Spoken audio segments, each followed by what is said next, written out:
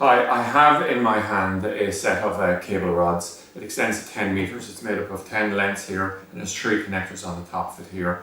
It's ideal, we'll say, for jobs where you're trying to feed cable, something like that, through an existing ducting pipe. So I'll just give a quick demonstration on it. It comes in this little storage thing here, and just literally pull the end cap off and then you can slot the rods in and out. Okay, so how does it screw together? Well, you just grab it like you might imagine. It's threaded here. Just grab, push it in, screw it in like that.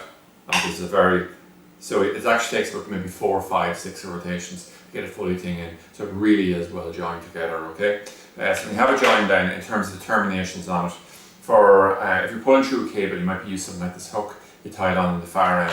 If you're moving through a much narrower duct, something like that, you can use this one here that screws onto the end, and you just have a closed loop here where you can actually come along, and that obviously has its advantages. And then we have a flexible one here, and this can be useful if you're trying to get around bends, something like that, okay? So this one here, used sometimes, but not so much.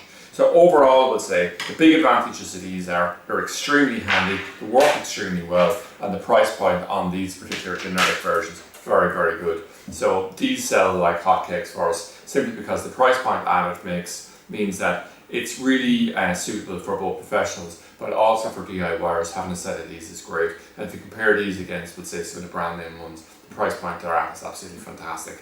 So that's it anyway, an overview of a set of cable rods available directly with low cost shipping from freetv.ie.